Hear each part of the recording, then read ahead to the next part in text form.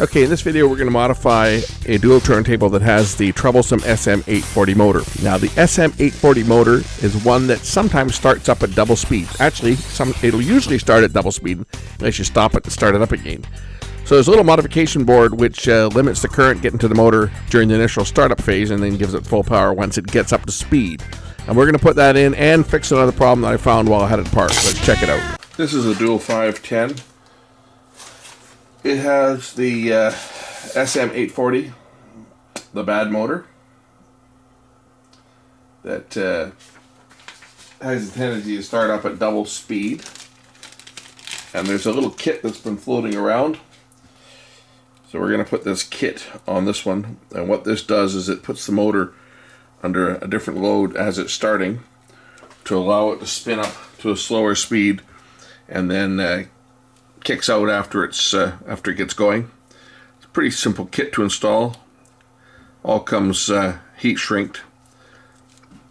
A little circuit board with heat shrink. These kits sell for I think they're about 65 or 66 bucks, something like that. But anyway, they are supposed to solve the problem with the motor starting up. So let's put this new MSF 60 kit onto this dual 510 and see if we can solve the fast startup problem.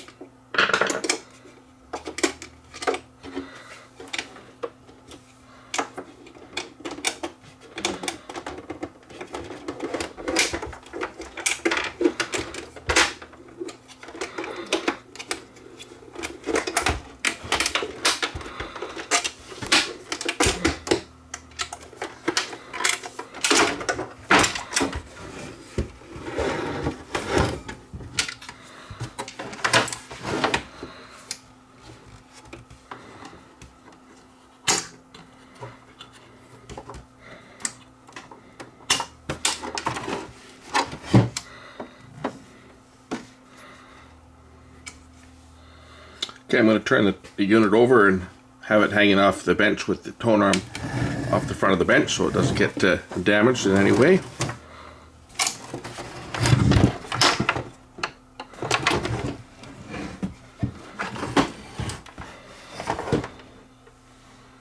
All our modifications are going to involve working in both the power box and the switch box here.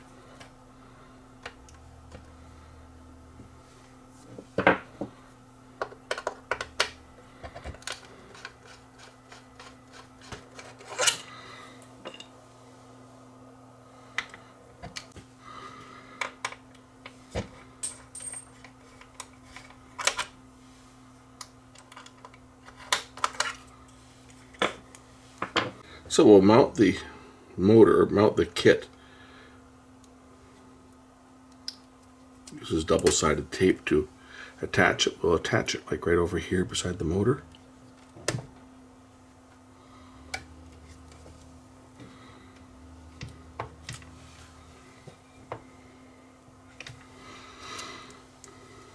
And now we just need to move a couple wires. Got the instruction manual here.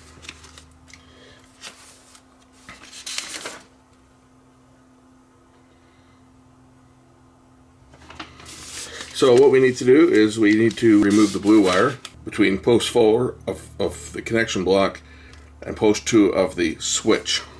So we're going to lift this wire up. I'm just going to use a pick to lift them up because these posts will break quite easily if you're not careful.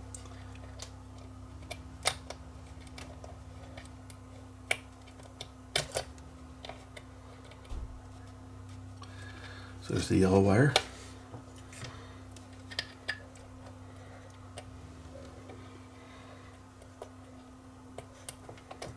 I'm going to get the white wire out of here too. And then finally the black, and then there's the blue below it. You got to get the blue wire off. that goes to the switch.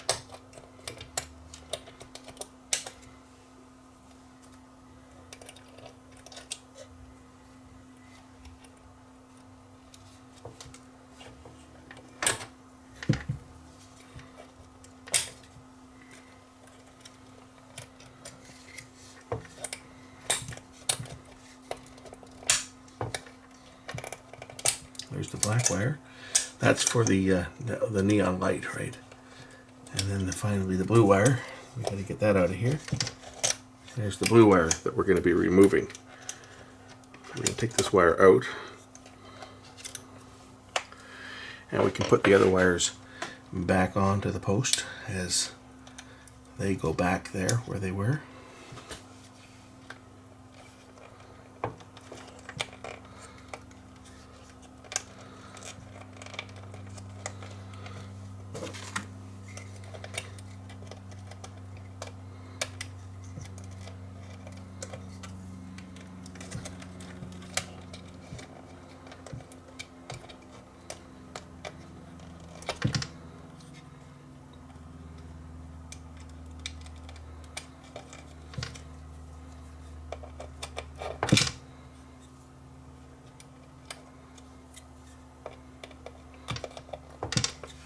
Like that.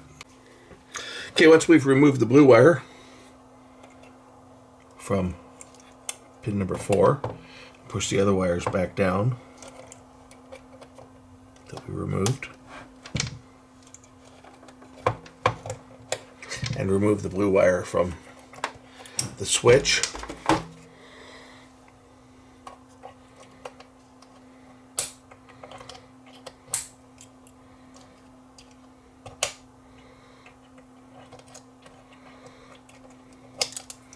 Now we're going to attach the black wire, which is the hot wire from the little board here. We're going to attach that to where we removed the blue wire. This is the hot wire.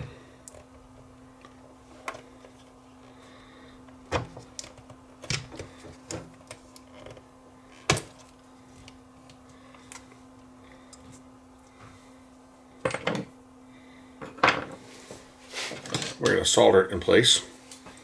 So I'm going to put a hook on the end of the wire here so that I can hook it over the terminal and solder it down.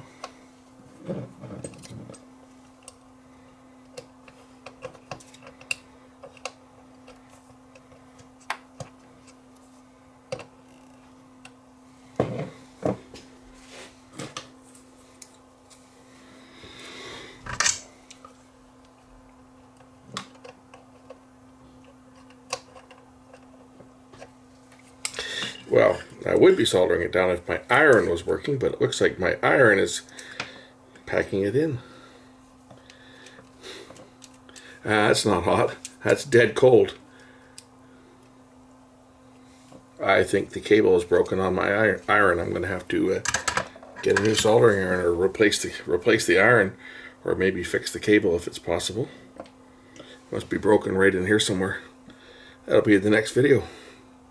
Okay, now it's heating up again.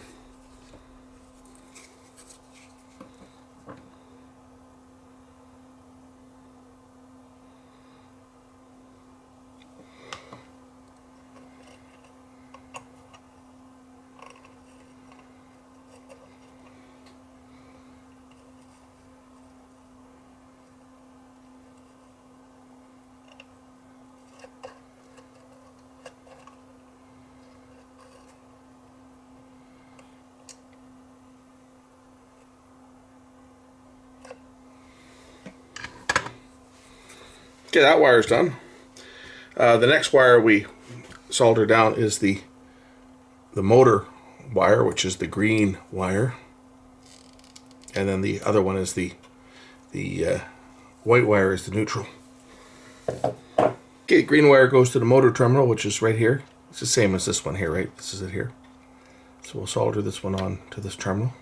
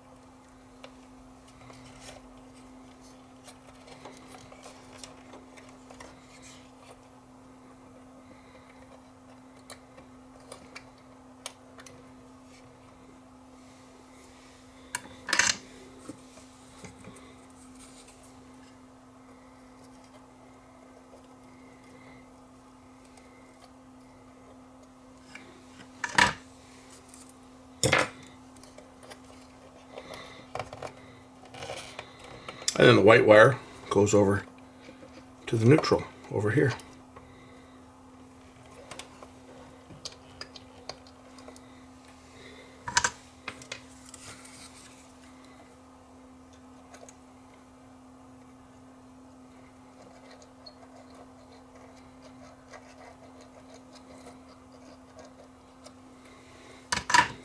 Just like that.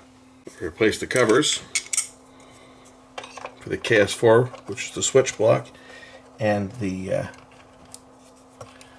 power connector.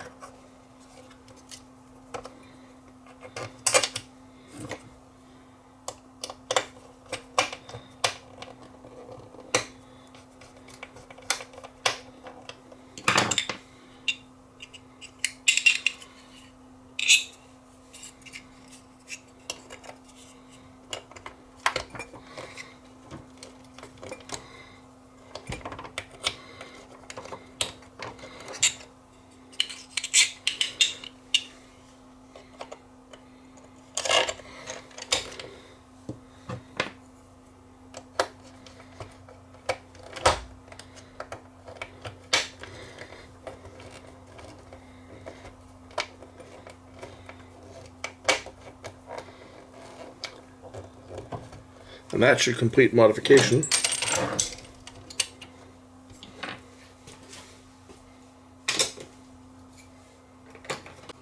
Reconnect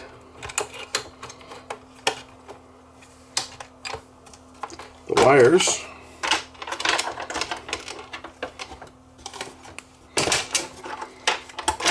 Lower the mechanism back into the base. Reset the screws.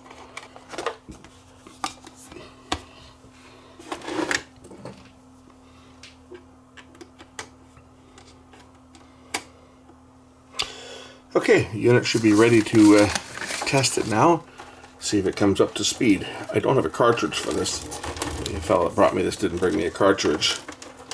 I've got one. I'm kicking around here somewhere. But we'll check the speed out first.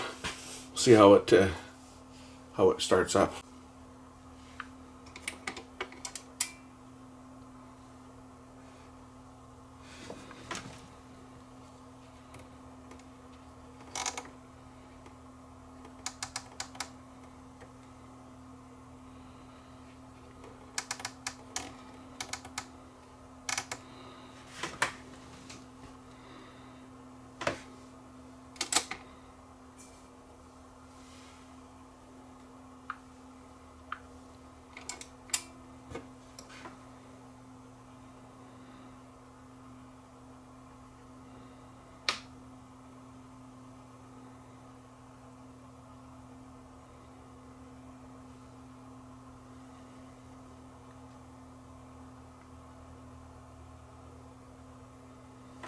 So it's a little bit on the slow side. It's 4% low.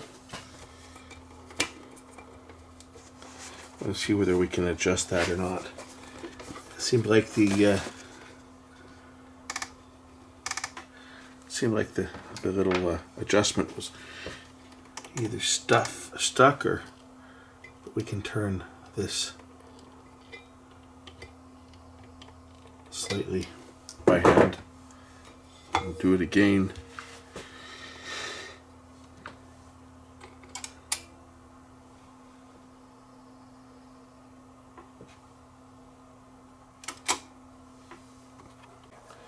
Well, I gotta take the motor apart because the pitch control is not working on this unit. The little pin that moves up and down in the middle of the column here is stuck, so you can't adjust the pitch. So I gotta take the motor apart to get at it. I think I'll probably take this off.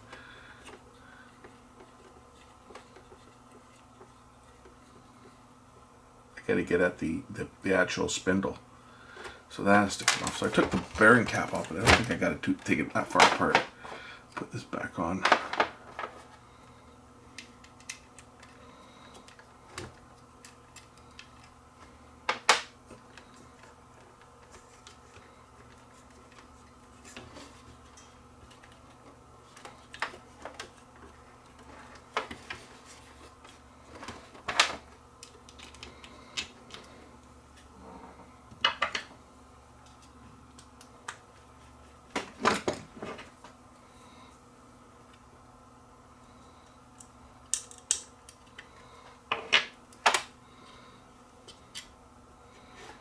that off because I gotta get this piece off here. There's a couple of small screws on the bottom here. Gotta release those.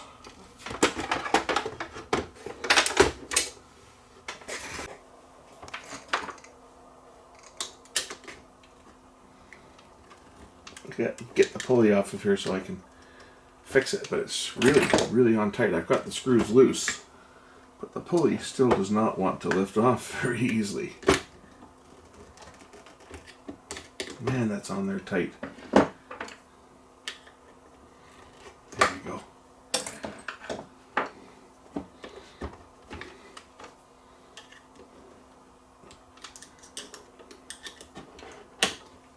Oh, now it's going to come free. Stupid thing. What was jammed was this is the pitch control here. When it presses down, it spreads the pulley up a bit, right? It spreads out the pulley. That was jammed in there. And this entire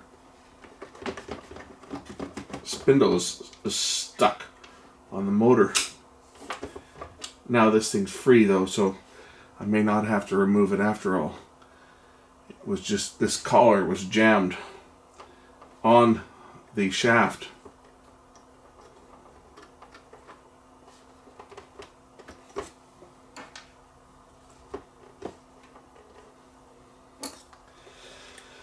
I should still take this off just so I can clean it up a bit and then put it back on. Alright, so now it's able to adjust the pulley. This was stuck, so I was able to free that up a bit, so hopefully I'll be able to adjust the pitch on it now.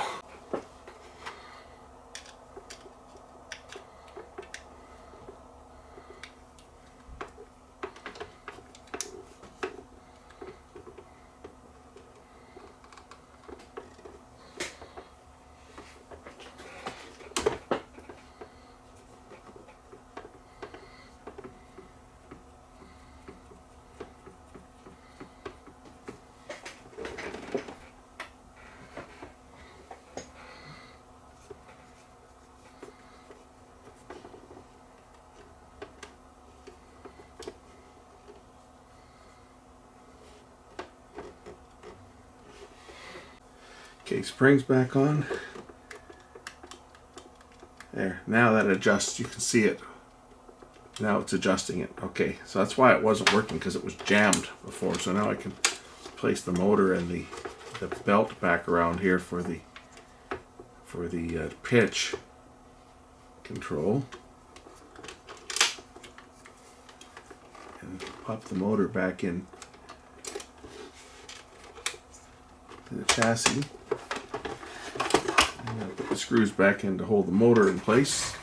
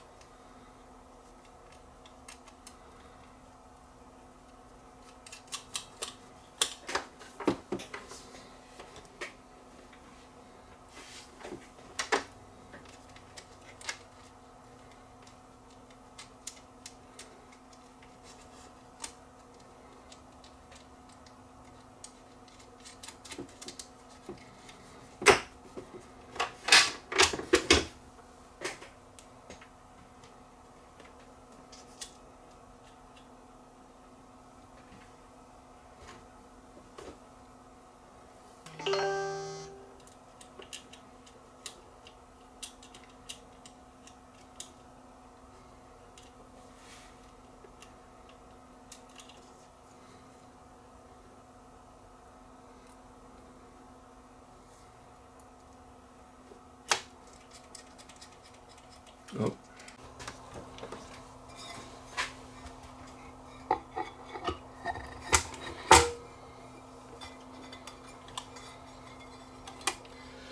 Okay, let's see how close we are without making any adjustments.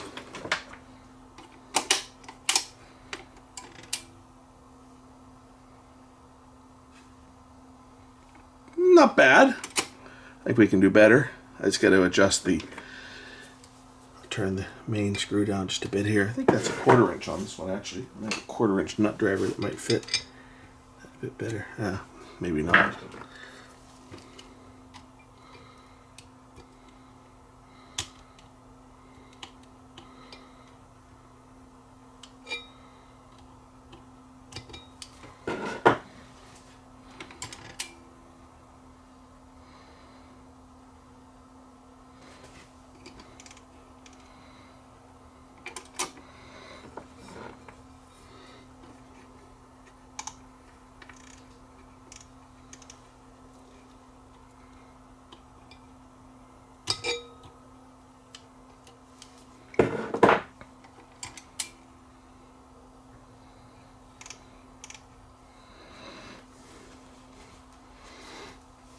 .33.3.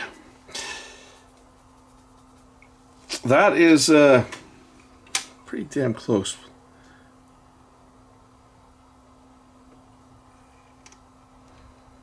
The tooth belt is slipping a bit.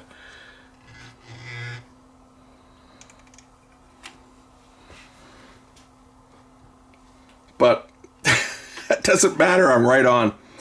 Pitch control is, take it down a bit. It kind of sticks when it gets there, but you know what? It's right at the right speed, 33.3.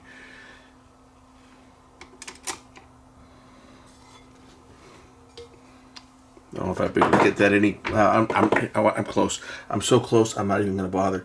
It still has some range here, but it slips. It sticks a bit when the belt sticks there. If I turn it a bit more by hand, it'll go a little bit further up. But the tooth belt is loose, so it'll be a little bit faster now, right? So we can turn it down.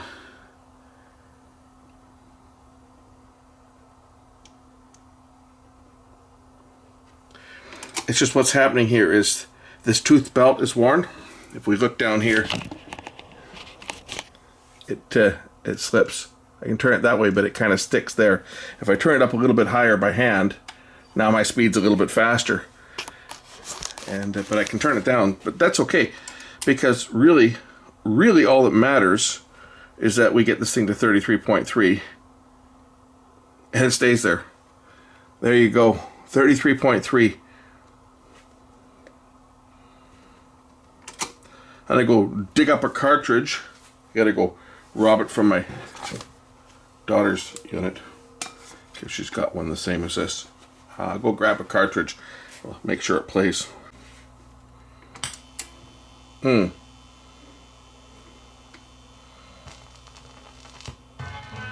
don't have ground on it.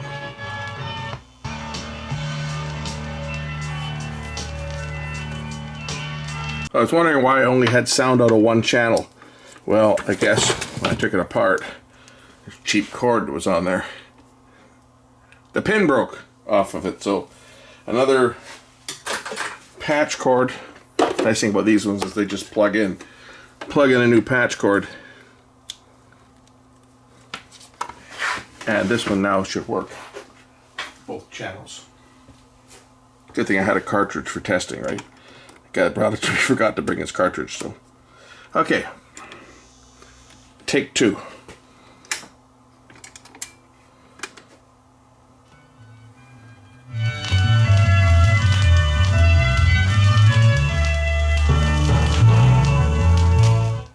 Working.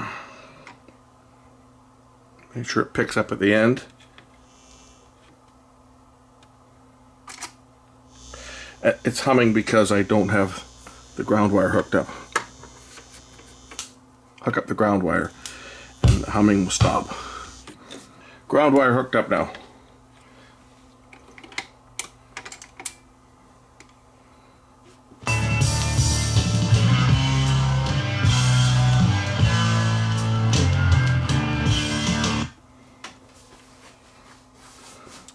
We'll check the speed while the record's playing.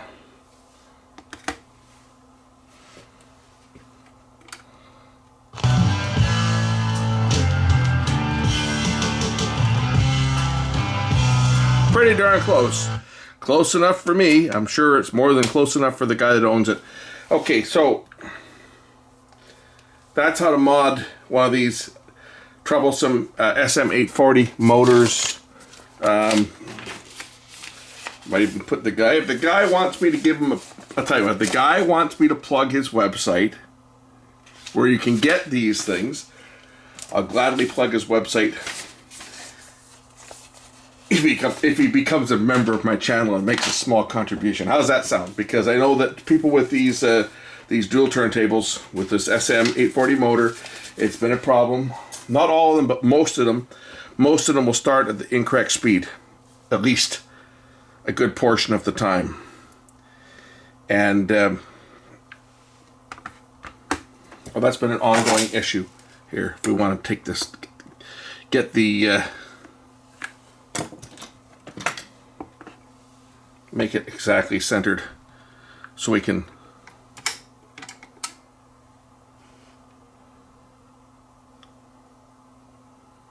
check it for a wow and flutter.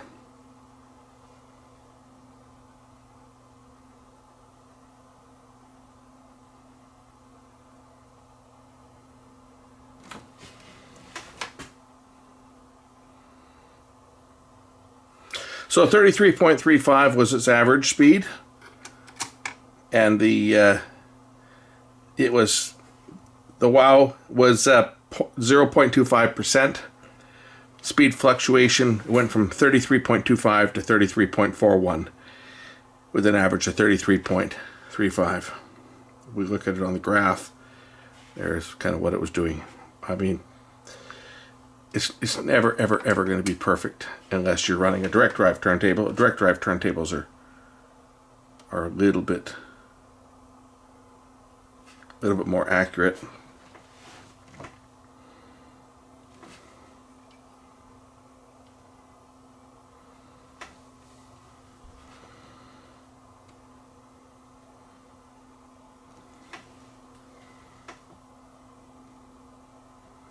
That's pretty darn close.